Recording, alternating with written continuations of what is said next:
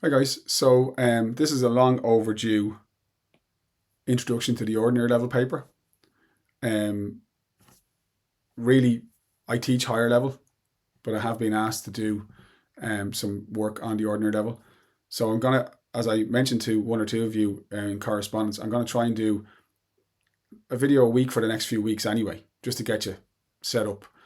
And what I'll do, because I'm behind track on this, I'm so busy, no complaining, but sometimes things slip through the cracks. Because I promised you I'd do this like a number of weeks ago, what I'll do is I'll load up 3 videos now in the next couple of days. And then from that point forward, I'll do one a week for the next few weeks, leading up next couple of months anyway. And that'll give you a sense. We'll start with just an explanation of the paper. We'll look at last year's paper. And then, and then I'm going to look at preparation of single texts and what the poetry looks like for ordinary level in the next couple of videos. And I'll throw them up on the platform. And just to make sure to give you immediate access to this, I'm also going to throw them up on the YouTube channel. So you have, if the guys in the office take a couple of days to get it up on platform because they're busy and it's not their job to clean up my messes, you'll have immediate access just simply through YouTube. Okay, so let's talk about the ordinary level paper one. Lads, it's no different really to the higher level paper one. Okay, it's no different really. So we know that there are 3 comprehension passages, and each comprehension passage is followed by a question A task and a question B task.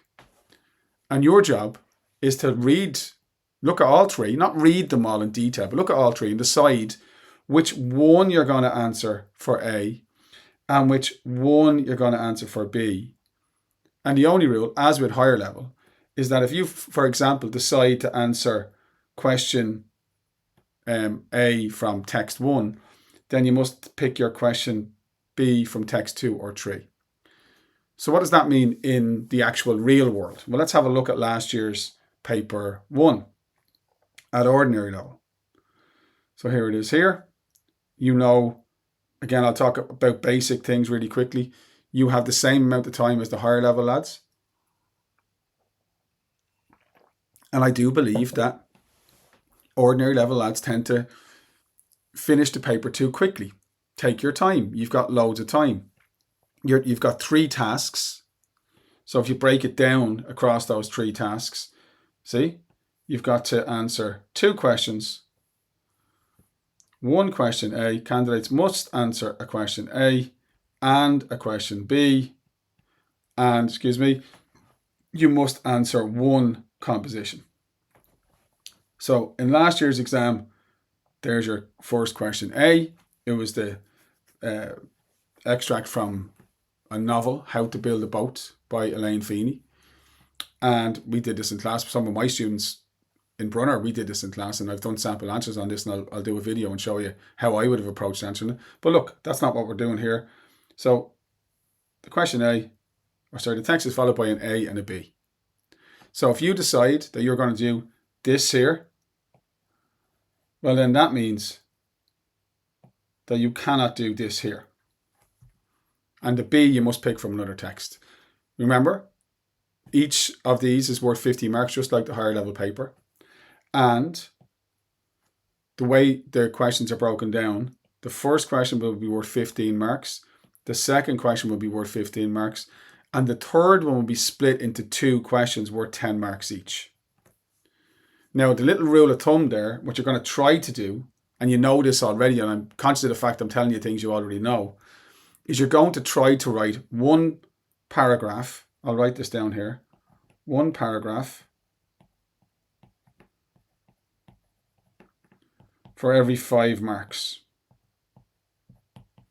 Now, one of the things I've noticed over the years teaching ordinary level is that sometimes the questions don't lend themselves always to making a third point in a 15-mark question or even making a second point in a 10-mark question. That's your aspiration. It's your aim. Okay? That's what you're trying to do, is write a paragraph every 5 marks available. Almost nobody will do that at ordinary level. So the students I've had in the past who've been very successful at ordinary level, and only this year I had 2 guys who, both of whom came into my class really with very limited English, new to Ireland, wonderful young men came in. One of them came in second year, another one came in third year. Had their English been better, they probably would have been higher level guys, but they struggled greatly with the subject because of their language issues. So they did ordinary level, but they worked really hard and they made sure that they wrote a lot. And that's the one thing I want you to get into your head about ordinary level. Doesn't matter where, even the phrase ordinary, I don't like it because it suggests that it's less than. It's the level that you're at. But at the level if you're playing Division 7 in a hurling championship, it doesn't mean you don't go out and bloody give everything on the pitch for your team. So the same thing here, just because it's ordinary level doesn't mean you don't try hard. And the fact is that if you do try hard, you will score well. The big rule is don't leave blank space. Anyway, already gone off on a tangent. So this is how it's set up. So there's your A and your B. Now I'm going to show this really quickly. So there's text 2 then. And this was a newspaper article about Rashidat Adeleke, the wonderful Irish athlete from Tala. And again, there's your question A and your question B. So if you looked at that one and you went, actually, that's the A I want to do, well, then you can't do this B. Okay, am I making sense to you? So, actually, that's the A I want to do. So I can't do this B. But if I do A here, if I do this A, then that means if I want to, I can do this B. So you've got 3 texts. There's the third one. Each one followed by a question A and a question B. And you have to pick one A and one B. There is no right one to choose. There is no wrong one to choose. My advice, because you have loads of time, is to read all the question B's first. And by the way, this is my advice for higher level students as well as early level, is to read all the question B's first and pick your B first. I would suggest doing that. Then say, right, okay, I'm not even going to look at the A option for that text, and then pick your A from the other 2. That's the key thing. So that's what last year's reading comprehensions look like. Again, I'm going to go back through them. I'm going to make video content where I go back through each one of those and show you sample answers on them. But that's what the question A looks like. And question B. And remember, when you are going into the ordinary level exam, you are being judged by exactly the same criteria as the higher level. And the criteria, apologies, are P, C, L, and M. So is your work purposeful? Can you paragraph and present your work in a coherent fashion? A lot of ordinary level students do not plan. They just lash things down on the page. And it's a pity because they could easily pick up marks, because while you are being judged on coherence, the bar isn't as high as higher level, and just as long as you paragraph, you're going to score. Can you write in language which is easy for me to understand? My advice is always keep it simple. Don't overcomplicate things. Don't sit there sucking your pen waiting for the right word. Get your points down and have a process for writing points. And again, as I do this video content as the year goes on, you're going to see there's quite a lot of process that I apply. And then work on your basics. I have a first year class. They're brilliant. I love them. And all we're doing in first year is working on the basics. So every piece of writing, I'm judging them on capital letters, full stops.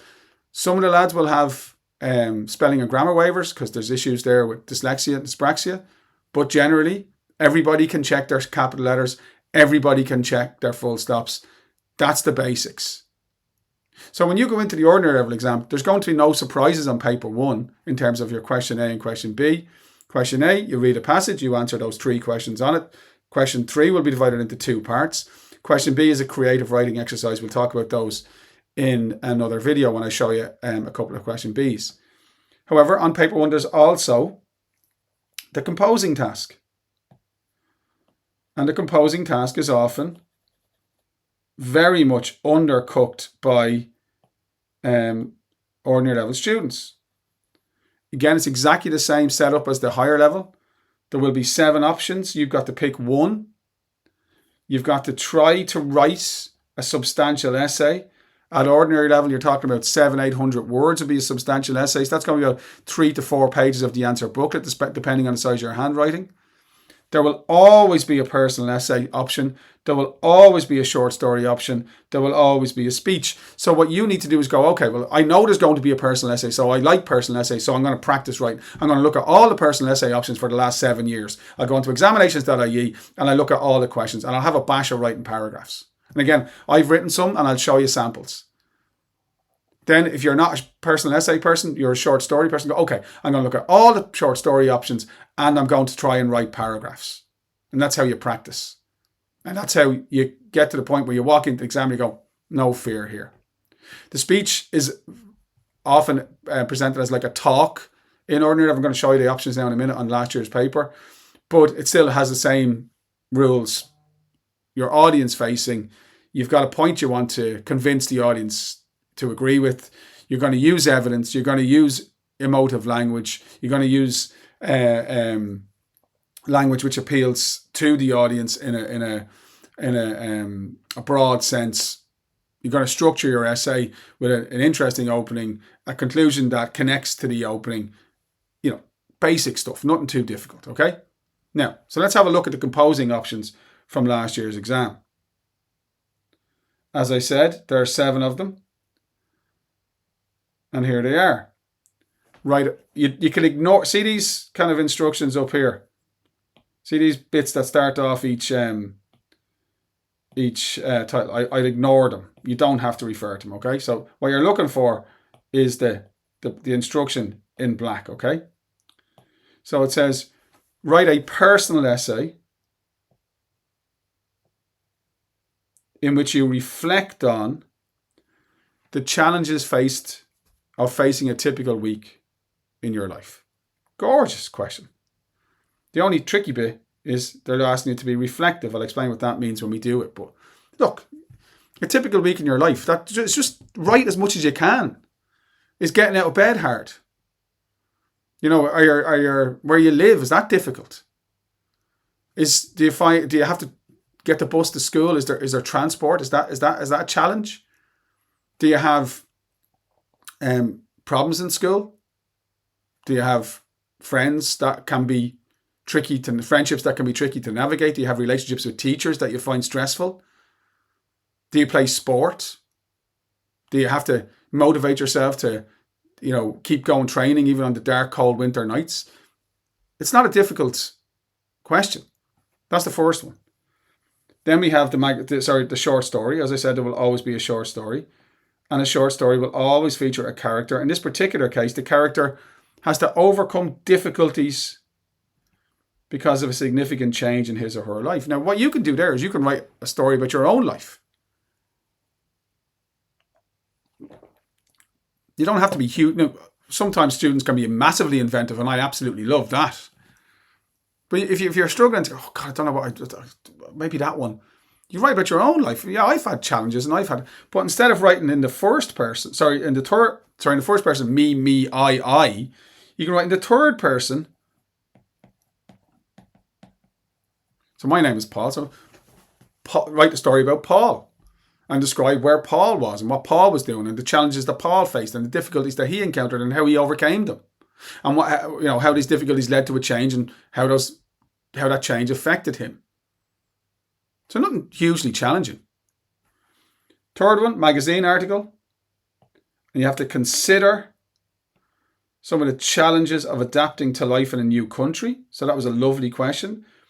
There will be quite a lot of students over the years who are doing the Leaving Cert at ordinary level, as I mentioned, my own experience, who are people who have come to Ireland to make a new life. So that's essentially, it's a personal essay for them. The only thing with a magazine article is you give it a title.